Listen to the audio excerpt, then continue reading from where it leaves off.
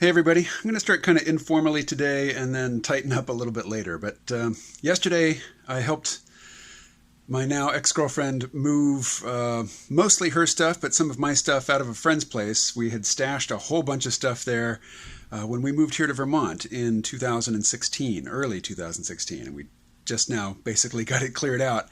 And I found a box that had a lot of my old notebooks in it. So these are notebooks mostly from like 2013 on, although I found a couple in there that were from earlier. And I've been using notebooks and longhand writing to organize my thoughts, I guess, really since I was in grad school, maybe even before. And, before email, I was a prolific letter writer, like paper that I would write on and then put it into an envelope and mail to somebody. I haven't done that in forever. But, here, let's have a look at what the writing in some of these notebooks looked like. So this is from 2013. And as you can see, I mean, this is a wide rule. Sometimes they're college rule, but, for the most part, I'm filling the pages. The writing is, I don't know if it's legible to you. It's legible to me, and it's fairly consistent. So that's 2013. This is from last summer. This is like, some of these are from, actually, as late as December of last year. Still doing a fair amount of writing and, getting my thoughts together with pen and paper. These days I can barely bring myself to write anything. Here's my current podcast notebook. A lot of blank space, a lot of, just like the quality of the writing is different, from day to day, and it's mostly blank.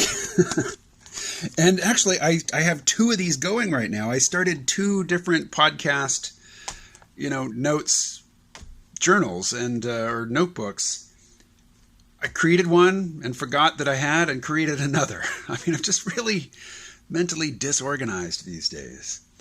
And I don't know what to say about that. And this is the biggie. I just can't bring myself to write. Like, these videos are mostly unscripted. At most, I'm doing stuff on a whiteboard. That's my preparation for these things, at most. And often they're just from the cuff, So, with that information in mind, here's a question from a listener. All right. So here's the listener feedback I wanted to share. Listener. Viewer. This is a video. Viewer feedback. So Kevin, whose comment I read in yesterday's video, 4 days ago, in response to my most recent video with Colin, where we talked about Area 51 and the supposed plan to storm the place, he writes, just like Tristan Harris says, the YouTube algorithms mindlessly herd the viewing cattle towards the most sensationalist, outrageous, provocative links in order to maximize emotional response and therefore screen time. Normally, when I watch out-of-my-head videos, the next up recommended for you column has a stack of out-of-my-head vids waiting for me. Vids I already watched 2 months ago rather than the next one in the sequence, but whatever. I'll just stop there and say, yeah, I noticed that as well, that most of what YouTube is recommending to me these days is stuff I've already seen. And I can see that I've already seen it because, it's got that red play indicator below it that shows how much of it I've watched, and most of the videos I've watched the whole thing. And they recommend old videos that I've watched when there's new material from the same creator that I haven't watched yet. What the hell? Anyway, Kevin continues. When you guys put a hot button topic in the title, in this case Area 51, my recommended videos are packed with the most egregious Area 51 and alien conspiracy vids I've ever glimpsed. The difference is night and day. Everything that Tristan Harris says is true. So Tristan Harris, I think, used to work for Google in interface design, or possibly interface, user interface ethics, as if Google paid attention to such things. I mean, clearly they do. I'm being cynical. But now he's got a project called Time Well Spent, which is basically trying to help people break out of the the algorithmic conditioning, which I'm going to talk about. So now the other piece of feedback, and it's sort of a string that stems from a Twitter tweet, as if there were any other kind. Well, I suppose there's tweeting birds outside, but somebody had posted an article about a Louisiana police officer who got fired for saying something about Alexandria Ocasio-Cortez, aka AOC. He said that she needs a round. And I didn't read the article, and I just posted a question. I said, need a round, what does that mean? She needs a drink? And if I'd read the article, I would have seen that, no, he explicitly said not the sort of rounds she used to serve when she was working, as a bartender. But I don't think he specified, but, that sort of narrows it down. She needs a bullet. And, for a police officer to say that and then get fired, I mean, I really hate that the first response of the left these days is to try to deny people of their income, and their livelihood. It's not going to convince anybody of the righteousness of your cause. That's just fucking evil. So stop that shit. I know you won't, but it's really despicable. But I didn't read the article, and I just asked the question, needs a round, what is he talking about? And in response to that, another longtime listener, and this is definitely somebody I've, encountered and communicated with over the years as a response to the C-Realm podcast. So Michael writes, I was surprised by your most recent comment about the officer fired. That showed up on my timeline. And again, this is on Twitter, and I just don't grok the Twitter interface. It makes no sense to me. So I had no idea what tweet he was talking about. And, I went to my own timeline and was scrolling through it looking for something about that. I found nothing. I'm like, I have no idea. So I wrote, hey, sorry, long day, and I'm not conversant enough with Twitter to find the tweet you're talking about. Would you refresh my memory? So, he posts a link to it. And then he says, it surprised me you didn't look at the article, but we're just jumping into the fray. Well, I didn't jump in with an opinion or anything. I mean, I just asked a question. What are you talking about? But yes, I could have read the linked piece, and I didn't. And then he says, do you think doing daily YouTube has increased reactionary responses from you? And I asked for a little expansion on that question, and he followed up with, social media is driven by algorithms that try to generate engagement, leading to outrage being a common reaction sought by the code, because it has a strong impact on engagement. As a content creator that has to rely on engagement to see financial performance, does the constant exposure cause you to adapt different patterns of behavior and thought that are more in line with what the algorithms seek? And so basically the question is, has doing YouTube every day as opposed to, using podcasts as your primary means of communicating with an audience changed the way you express yourself? And I noticed that at the very beginning of the year, when I first started doing this, a new voice came out that was much more sort of aggressive and in your face and mocking than, the podcast persona that so many of my listeners had come to expect. And it seems to me that yes, that was a response to the new environment, but that has sort of dialed back. That new kind of in-your-face aggressive persona has integrated more with the old sort of NPR-inspired, calm voice of the podcast. But that's the simple answer to your question. I think, yes, it really did at first, but then that has sort of integrated itself. It's more...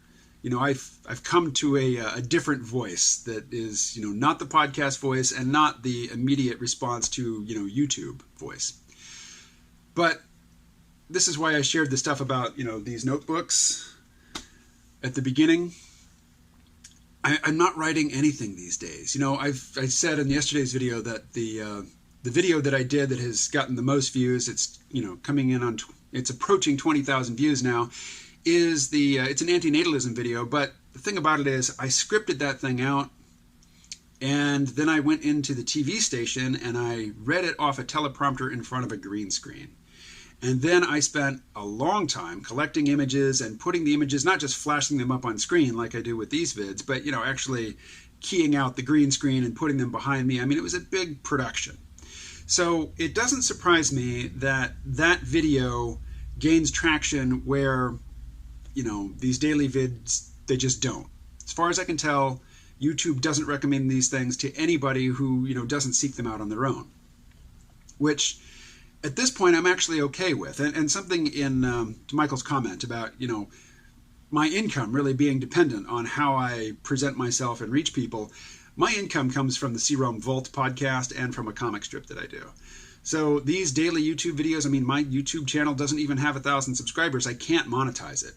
It was monetized in the past. I've received all of one check from Google for my YouTube videos for $100. So this is not, a source of income for me, at least not yet. And as far as I can tell, it doesn't feed. There are more people listening to my subscriber-only, behind the paywall podcast than watch these free videos. So YouTube is not really helping me build a brand or reach a new audience. This whole thing, daily video upload, 2019 New Year's resolution is all for me. I've said this before. This is self-development, self-directed, internal. The one, concession that I make to trying to reach an audience is that most days I will create a custom thumbnail and replace the automatic thumbnail that YouTube generates. But, this is from yesterday's video as well. When I was scripting out videos and spending a lot more time on each one, each one was more of I think the YouTube speak for it was a heroic video. I was really chasing the algorithm. I was researching to see what hashtags or what topics were trending, and I was trying to reach out to the algorithm, and I just have no patience for that now. I have absolutely zero patience. And while I sometimes will rant at the camera, in these things, that's just spontaneous. That's where I'm coming from that day. It is not any sort of deliberate, customizing of the presentation for the YouTube medium. I just can't be bothered. I guess is where I'm going with all this. I can't be bothered to write down anything in advance. I did download a teleprompter app, I think for the iPad, and I think I used it in one video this year. I'm just not writing anything. And I know that I need to, not just to, produce more polished content, but just to organize my thoughts, because I've got the brain fog closing in hard, and I've watched it close in hard on my mom for decades. My mom's a very smart person, and so I know that native intelligence is no protection against cognitive degeneration, which I have felt for a few years now, but it seems to have picked up speed in the last year, and I don't know what to do about it. I sometimes, I've been reading about actually testosterone replacement therapy, and I haven't done it because I simply don't have the money for it. And it's like there've been a couple times in my adult life when I actually had access to health care, and that's when I was working for big companies. And on both of those occasions, and also when I lived in New York, I caught a little piece of, the expanded Medicaid, and I was on Obamacare for a couple of years, and I didn't take advantage of it until I was just about to leave New York. But every time I go into a general practitioner's office, they just look at my age and my gender, and they have a long list of prescription medications that I'm supposed to be taking, not because I have any symptoms, just because of my demographic information, basically. And I always refuse. And I'm refusing for two reasons. One is because I'm not going to take some pharmaceutical that costs a lot of money, even if I don't have to pay for it, or even if I'm just paying a small copay, just because of my age and gender. That's repulsive to me. And secondly, I've always known that my access to healthcare it would be limited. It would be going away soon. And I didn't want to get my body accustomed to a daily intake of pharmaceuticals and then just have the bottom drop out and have to stop taking all of them cold turkey. And that's why, I haven't started on the testosterone replacement therapy yet. One, because I can't afford it in the moment, and two, even if I were to scrounge up, the cash for it, if I start getting exogenous testosterone into my system, which I've heard, this is the relation to this video. I've heard that helps with mental clarity. I've read that. If I start getting it, then my body's gonna dial down the endogenous production. And if then, for financial reasons, I just have to stop, I imagine that the brain fog is going to come crashing in with a vengeance. as in addition to other, physiological and physical symptoms of sudden drop in testosterone. And I haven't said this in videos yet, but this is always near the tip of my tongue, and I may cut this one out. My libido is non-existent these days. And for most of my life, I have been, led around by it. It has been a primary motivation for my actions. It has gotten me into trouble, and I don't miss it, really. And I'm not anxious for it to return. And I suspect that if I start taking the DRT, it'll come roaring back. But is being free of the libido worth the lack of mental clarity? I'm thinking no. But anyway, the financial considerations remain in place, and the consequences of having to withdraw from that permanently, unexpectedly, also remain in place. So for the time being, pushing on through without the help of the testosterone. All right. It's not where I plan to take this video, but it's a good place to leave it, I think. I will talk to you again tomorrow.